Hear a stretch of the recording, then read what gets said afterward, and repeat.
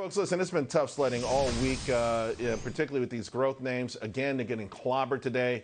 And I know it's very frustrating, but my next guest says just, maybe kind of be cool because there are ways you can actually make this work for you. I want to bring in Rob Luna.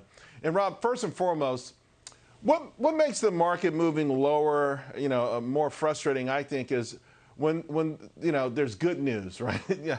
Today, like last night, a bunch of companies reported the stocks are up 5%, 10%. And as the day goes on, they get clobbered, they go down anyway. CrowdStrike, for instance, right? I know that's a name that you like.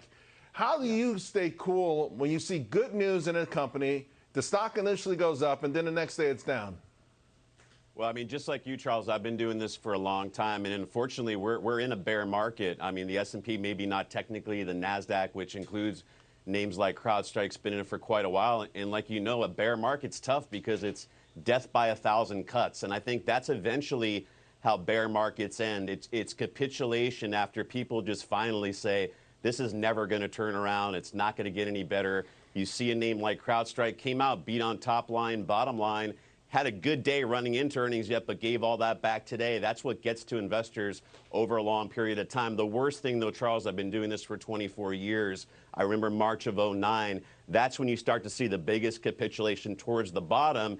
And we do see days like yesterday when things do rebound. I know they rebound quickly.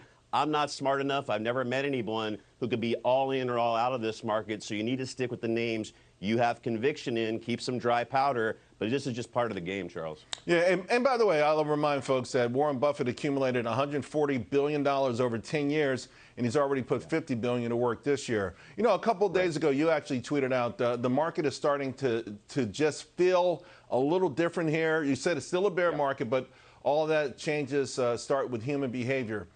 First, AKA FOMO. What exactly did you mean by that? Yeah, I mean, what you're starting to see, Charles, is companies that are coming out. I mean, we saw it even with Microsoft yesterday. The challenge is they came out, they pre-reported bad negative earnings. The stock actually rallied. We're starting to see a little bit more about that. What's giving me a little bit of conviction and some hope is if you look at the 1-month chart, even though we've been chopping around here, it's actually a bottoming formation that we're putting in. So we haven't hit some new lows. I do believe we're at some critical points right here. Everybody's focused on the Fed. They're going to dictate what's going on. We get some of the inflation numbers coming out a little bit lighter. Stocks rally. But I do think, Charles, this is a point in time where you need to start taking a little bit more risk in your portfolio. By the way, I think that next CPI report, I think it's on June 10th. If that thing is anywhere below what they think, that might be the spark. Hey, real quick, absolutely. I know you're longer term looking, but these short squeezes can be delicious when they start to happen. Are you looking at any of these names? And you talked about how much stocks went up yesterday. We saw names up 10, 15, 20% yesterday alone. Are you making any lists for those kind of potential trading opportunities?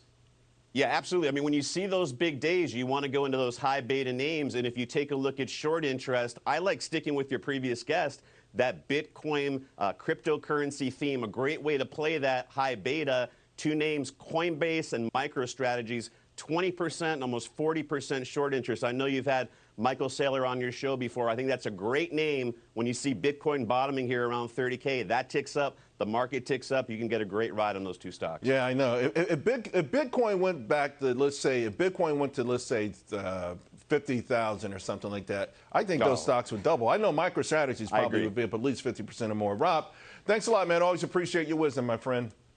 Thanks, Charles.